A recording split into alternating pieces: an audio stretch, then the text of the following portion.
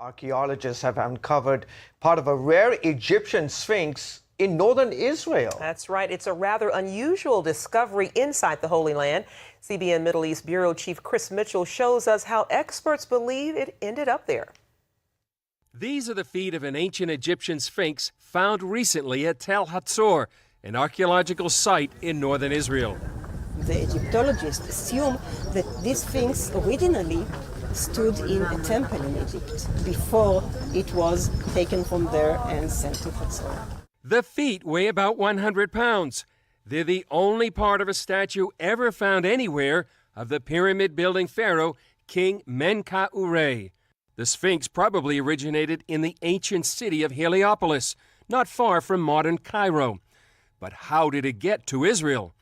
Dr. Sharon Zuckerman co-directs the excavation at Hatzor. She believes the statue stood in Egypt for 1,000 years before being shipped to Hatzor as a diplomatic gift to the Canaanites. We see the cartouche within which the royal names of Egyptian kings are usually written. This is his name, Menkaure. Shlomit Bechar is an area supervisor. The Sphinx feet were found right here, and we found them in the last hour of the last day, right before we were getting ready to close off the area for the end of the season. And the volunteer that was here found this piece of rock that he thought was very interesting, and I was completely shocked and amazed. The excavation is staffed mostly by international volunteers. I don't really have any archaeological experience if I think about it, but this was my graduation present. It's a really cool little area, and I've become attached to it a little bit. Marissa Figueroa explained her work. I have a little tiny pick. I have a spade, a brush, and this hefty thing to scoop up soil. So basically, right now I'm trying to expose rock here because we're hoping to find an extension of this area right here. It's a great combination of you're working with your hands, which academics don't do a lot of, and I really enjoy. So working with your hands and sort of thinking and discovering. This is Professor Corey Crawford's second season at the dig. People always want to ask, what are you looking for? What do you hope to find? And they're thinking, statues and like the Sphinx and stuff like that. But I'm mostly interested in sort of, again, the relationships, the sort of big picture that the walls and the floors and the finds and the pottery tell us.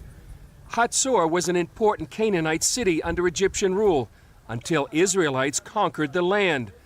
The Bible says Joshua took Hatzor and struck its king and all the people who were in it with the edge of the sword, utterly destroying them. Then he burned Hatzor with fire. You see all this black material? Yeah. This is the destruction level, and if you look behind you, you can see this burnt wooden beam. It's huge.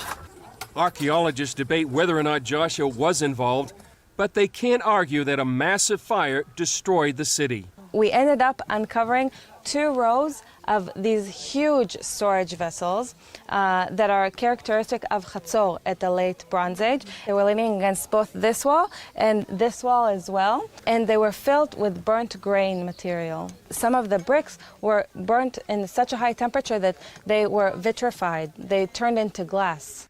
Archaeologist Amnon Bentor has been involved in excavations here for nearly 50 years. You know that there is a huge debate going on in the world nowadays with regard to the reliability of biblical historiography. How reliable is it? Is it exactly so? Is it all figment of somebody's imagination? And insofar as I am concerned, what we can see here tallies very, very nicely with biblical historiography, including the destruction of Canaanite Hatzor. Chris Mitchell, CBN News, Tel Hatzor, Israel.